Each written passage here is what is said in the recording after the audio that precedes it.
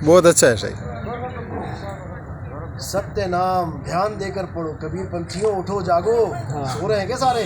सब सो रही है सही। उठो जागो और चेतो, यह समय तुम्हारे पंथ के लिए बड़ा कठिन आया हुआ है। हाँ, इस समय तुम्हारे पंथ की दशा डावाडोल हो रही है। क्यों हो रही है? क्योंकि तुम मूर्ति पूजने लग गए, ये बात मंत्र जपने लग गए, हाँ। तुम वंशवाद में फंस गए, अब डावाडोल हो गए तुम। सही अब बात। तुम शब्द की महिमा को पीछे कर दिया और वंशवाद की महिमा को आगे कर दिया। हाँ, यही इसीलिए बात। तुम खतरे में हो। तुम्हारे वचन वंश गद्दी के बिंद वंश की समाप्ति हो गई है, खत्म होगी कहानी उनकी। हेलो, नाद वंश की गद्दी स्थापित होने पर भी धर्म ग्रंथों को भली प्रकार नहीं जानने के कारण सेवक सती साधु संत महंत और गुसाई सब कल्पना के हवाई जहाज में उड़ते फिरते डोल लगाते फिरते हैं। कर दिया ना बेड़ा। किसी को भी स्थिरता नहीं मिल रही है। स्थिरता मतलब अचल अवस्था नहीं मिल रही है। सब लोग भाग लगा रहे हैं, दौड़ लगा रहे हैं, मैं सतलोक जाऊंगा। वो कहता तू सतलोक जाएगा, मैं अलग लोक जाऊंगा। फिर तू अलग लोक जाएगा, मैं ना भी लोक जाऊंगा। बताओ, कल्पनाओं के हवाई जहाज में। उनको पूछो किसी को, तू गया है कभी? जो गुरु तुम्हें नाम दे रहा है उसको पूछो, भैया तुम गए हो कभी? खुद भी कल्पना के हवाई जहाज में उड़ रहे हैं और चेलों को भी उड़वा रहे हैं। अब आगे क्या कहते हैं? किसी को भी स्थिरता नहीं मिलती, सब चल अवस्था में रहते हैं, अचल कोई भी नहीं हो पा रहा है। सेवकों में जो माननीय है वह अपनी ही चलाना चाहते हैं। सब अपने अपनी डबली बजा रहे हैं। जो सेवकों में माननीय है अपनी चलाना चाहते हैं, मतलब राजनीति। ये राजनीति होती है जहाँ कोई अपनी चलाना चाहता है। यानी सत्य सिद्धांत को छोड़ के अगर आप अपनी चलाने के लग गए तो फिर राजनीति करोगे आश्रमों में। सही है। आश्रमों में क्या हो रहा है? राजनीति तो हो रही है। कोई बंदा देखता है यार गुरुजी के पास आ रहा है, ये ज्यादा मिल रहा है, अब उसके खिलाफ कान भरना शुरू कर दो। उल्टी पुल्टी कुछ बातें बता दो, गुरुजी अपने आप ही वहां से नाराज हो जाएंगे। होगी राजनीति। यही सब राजनीति है। यही सब। उन लोगों को इससे कोई मतलब नहीं है कि कोई जीव आ रहा है तो उसकी मुक्ति हो जाए। उनको राजनीति चाहिए, मुक्ति नहीं चाहिए उन्हें। तो कह रहे सेवकों में जो माननीय है वे अपनी ही चलाना चाहते हैं। भेष उनकी दृष्टि में निर्माल्य जैसा दिख पड़ता है। भेषों में कुसंप होने के कारण से उनका बल दब सा गया है। अपने सत्य सिद्धांत को दृढ़ता से पकड़कर चलाने के बदले, आगे ना वही बात, चलना के बदले अपने सत्य सिद्धांत को नहीं पकड़ना है, उसके बदले नाना मती और भिन्न भिन्न विचार के कारण मन मत के जाल में फंस गए हैं। सब मन के। जिसके मन में जो आता है उसी को वह सिद्धांत समझ के गुरुमत का प्रचार कर रहा है। बताओ, सत्य गुरुमत का अनादर कर रहा है, जो असली मत है उसका अनादर कर रहा है और अपने को सत्य मान के नाम बांटता फिर रहा है। यह सब क्यों हो रहा है? केवल सतगुरु कबीर की वाणियों और कबीर पंथ के ग्रंथों पर ध्यान नहीं देने के कारण। अब अपना समय व्यर्थ पक्षपात में पढ़कर नष्ट मत करो, क्योंकि सतगुरु कबीर का वचन है, पच्छा पक्षी के कारण सब जग रहा भुलान, निरपक्ष होए के हरि भजय सोई संत सुजान। ये पक्षपात छोड़ दो कि मैं इस गद्दी का हूँ, मैं उस गद्दी का हूँ। सत्य का निबेड़ा करो, सार शब्द का निबेड़ा करो। इसलिए मिथ्या पक्षपात को छोड़कर सतगुरु सत्य कबीर के शब्दों के आश्रय अपना कल्याण ढूंढो, क्योंकि गुरु सीढ़ी से उतरे शब्द भी हुना होए और वाह को काल घसीटी है, राग सके ना कोई। इस दोहे को सुना के ये लोग क्या करते हैं, देखो गुरुजी को छोड़ गया ये गुरुजी से हट गया, उनके पंथ को छोड़ दिया, अब इसको काल घसीट लेगा। अरे भाई, पहले गुरु तो जान लो, गुरु कौन है? गुरु है शब्द गुरु।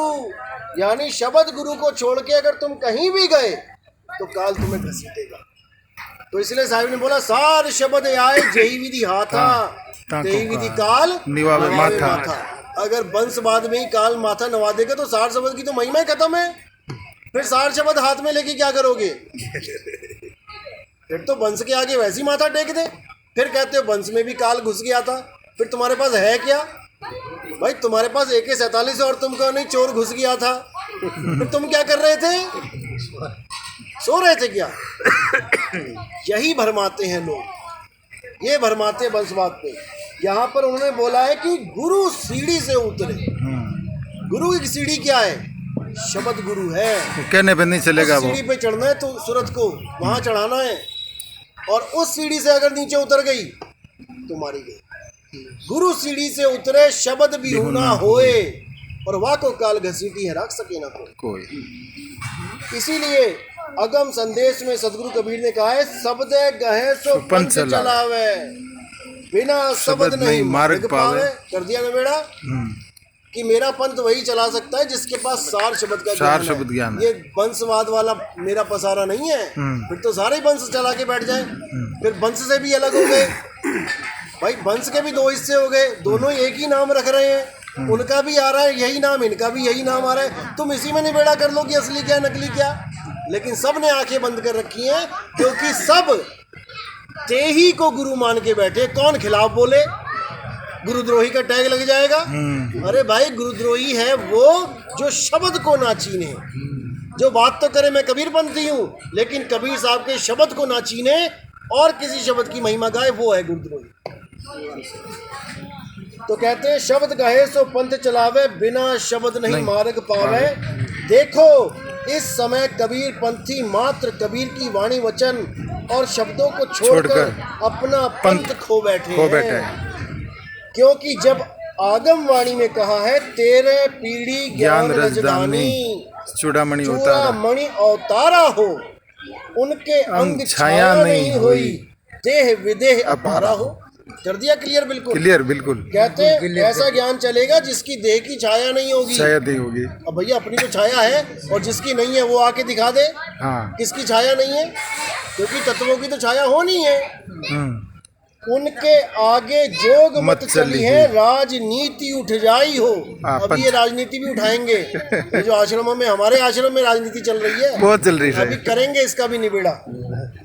उनके आगे जोग मत चली है, राजनीति उठ जाई हो, पंच स्वाद की इच्छा नहीं, सो मत सब उन्हाई। निबेड़ा होगा, अभी होगा यार। देखो इस वाणी में स्पष्ट लिखा है, तेरे पीढ़ी के समाप्त होने पर ज्ञान का दौरा आ जाएगा।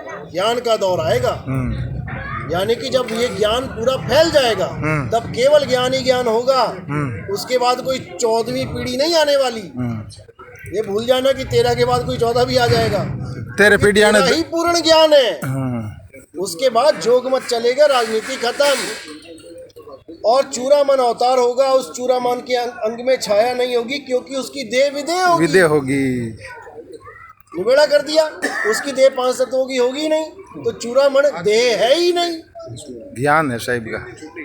आगम संदेश में चूड़ामन का भाव यूं दर्शाया गया है, प्रगटे वचन चूड़ामन अंशु, शब्द रूप सब जगत प्रशंसु, शब्दे पुरुष शब्दे गोहराई, बिना शब्द नहीं मार्ग पाई, ताते जीव मुक्त हो भाई, मुक्ता मनसो नाम कहाई। कर दिया ना बेड़ा। इस समय शब्द की ओर ध्यान न देने वाले और अपने अपने मन पर ही चलने वाले प्राय सेवक सती संत महंतों की मान्यता हो रही है कि चूड़ामन कोई देहधारी पुरुष प्रकट होकर पंथ चलाएगा कि 5505 आएगा और चूड़ामणि आएगा। इसी कल्पना और संशय में डोला खाते हुए अधिकांश लोग कबीर पंथ से बेपंथ जाकर काल के फंदे में पड़ जाते हैं और अपना किया कराया सब नष्ट कर रहे हैं। उन्हें इतनी समझ नहीं कि वचन चूड़ामणि कोई देहधारी पुरुष नहीं है। हेलो, देहधारी नहीं है, खुलो लिख दियो।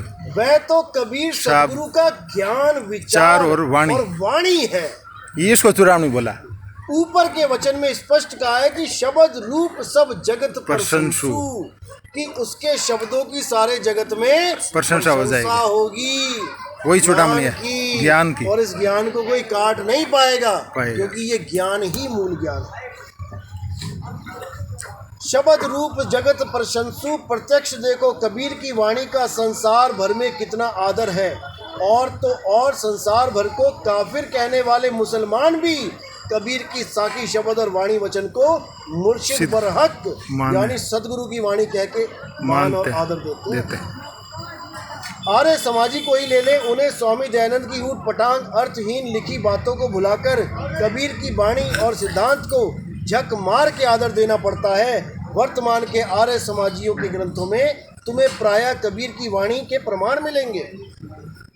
कितने ऐसे कबीर पंथी हैं जो फिर से पिछले राज्य की स्थापना करना चाहते हैं उनको इतनी स्पष्ट बात भी नहीं समझ पड़ती कि जब स्वतः कबीर मुख वचन है कि 13वीं पीढ़ी के पश्चात उसी के अमल में राजनीति उठ जाएगी और ज्ञान राजधानी चलेगी, ज्ञान की तब राजधानी। भी वे राज्य स्थापना करने के लिए वर्तमान राज्य शासन का आश्रय लेकर अपना मनमाना कर रहे हैं। इसका परिणाम ये है कि कबीर वचन के अनुसार स्थापना तो ज्ञान की ही होगी और उस ज्ञान को प्रकट करने वाले कबीर के शब्द जो मन को चुरा करके सत्य पंथ में छुड़ा करके जो मन को छुड़ा करके सत्य पंथ में लगवाएंगे, उसी चूड़ामण का प्रकाश अब विशेष होगा। किंतु काल निरंजन के बहकावट में पड़े मिथ्या मान गुमान को लिए वे भूले हुए जीव भ्रम के आश्रय संत महंत भेषधारी और कबीर धर्मदास के विरुद्ध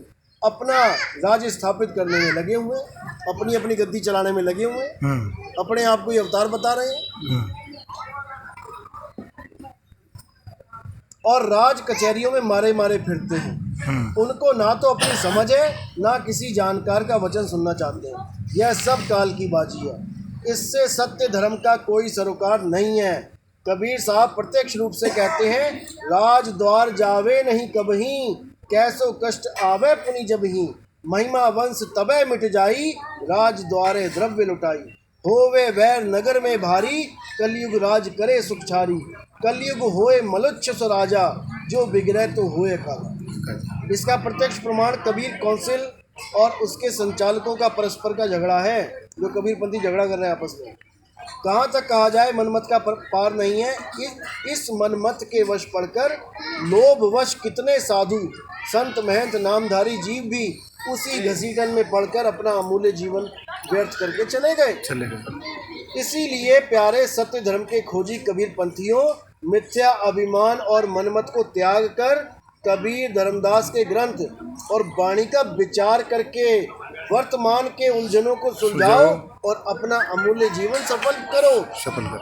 क्योंकि चूड़ामण अवतार कोई देहधारी अवतार नहीं है, ज्ञान वो है। शब्द अवतार है, वो ज्ञान अवतार है। उसके ज्ञान को समझो और अपने जीव का कल्याण करो, ना कि किसी देह की आस में रहो कि कोई आएगा तुम्हें बचाने के लिए। तुम खुद बचोगे अपने आप सही ज्ञान प्राप्त करके। तुमने तैरना सीख लिया, सही ज्ञान मिल गया, अब नदी में कभी गिरोगे तो तुम खुद बचोगे डूबने से, गुरु साथ में थोड़ी रहेगा नहीं बचाने। बोले सतगुरु बंदी छोड़ साहिब की।